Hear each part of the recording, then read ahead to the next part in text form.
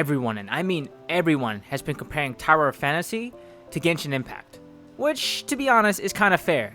But today, we're gonna do the opposite. So, here are 5 things that Genshin Impact can learn from Tower of Fantasy. The first thing that Genshin Impact can learn from Tower of Fantasy is the easiest thing they can also implement in Genshin Impact right now, and that is a clan system. Clan systems are awesome because it brings people together to work on shared objectives. Even if there are no clan exclusive fights, raids, or bosses, having simple group collection items, like let's say I need 100 sweet flowers amongst 10 people, and if everybody were to turn it in, we would raise our guild level and you would get a weekly 100 extra primo gem.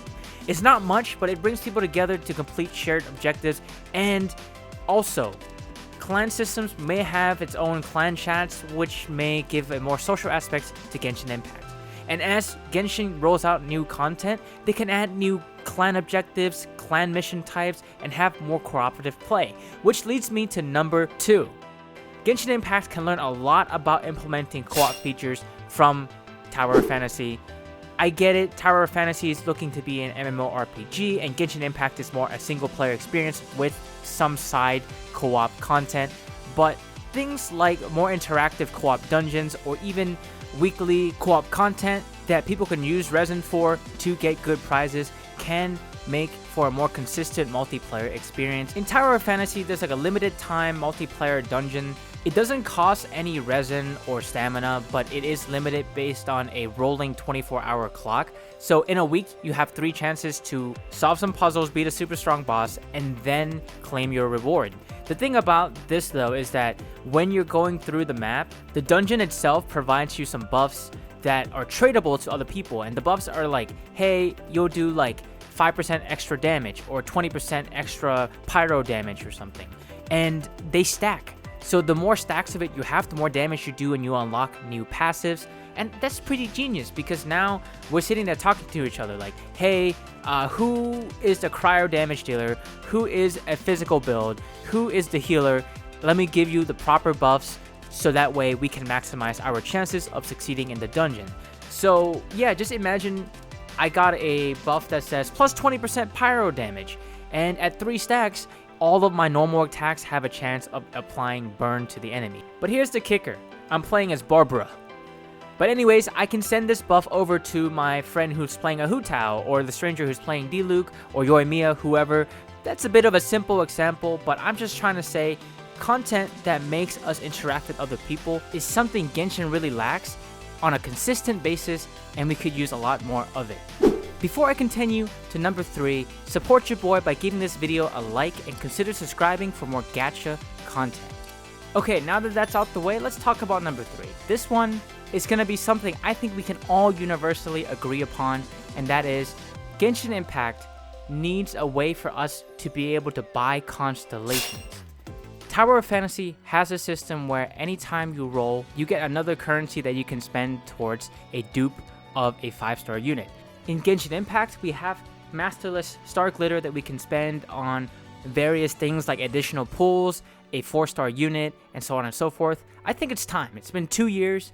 We need a way to buy duplicates of 5-star units, right? If you don't want to give us new 5-star units in Genshin Impact, it's fine. Just give us an item that costs a lot of masterless star glitter that we can apply to any 5-star that we have to unlock a constellation.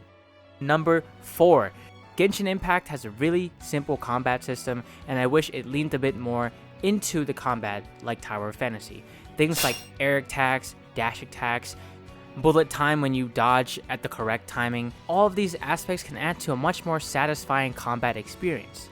Don't get me wrong though, Tower of Fantasy borrowed a lot of these mechanics from Honkai Impact 3rd, which borrowed a lot of these mechanics from things like Devil May Cry and Bayonetta, so Hoyoverse decided intentionally to keep the combat in Genshin Impact simple. Nothing wrong with that, it's pretty smart, get the mass mainstream appeal. But we all know some of the most effective characters in Genshin Impact, the strongest, are usually also the most simple to use. I hope in the future we get more complex characters with combat systems like Tower of Fantasy. Dodges, air attacks, crowd controls like stuns and knockbacks and knockdowns, just so that way we have more ways to engage with the combat of Genshin Impact. And the last thing that Genshin Impact can learn from Tower of Fantasy is the equipment or item usage.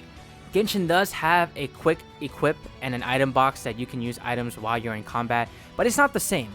Tower of Fantasy has a system where you can swap between different bags, and the items that you can use really do change up the way that you fight enemies or interact with the world, and I'm actually really impressed with the way that they implemented this, right? You can have a jetpack, missile launcher, a weird arm thingy that you can go like Hulk mode, a grappling hook, a hoverboard, you name it, right? This is the system that they have for whatever cool stuff we want to do. We'll put it in here and let players have fun with it. I think Genshin could use more things like that. Right now, as is, the items in your inventory for Genshin Impact don't really feel satisfying to use mid-combat, and I hope that changes in the future.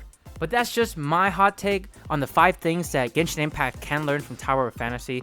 What about you? What do you think? Do you think Genshin would benefit from all of these things, or do you think that would hurt the gameplay of Genshin Impact actually? Let me know in the comments below. My name is Varsona. Check out this video on screen right now if you're interested in learning more about my top 3 Genshin characters from version 2.0 to 2.8, so basically the Inazuma arc.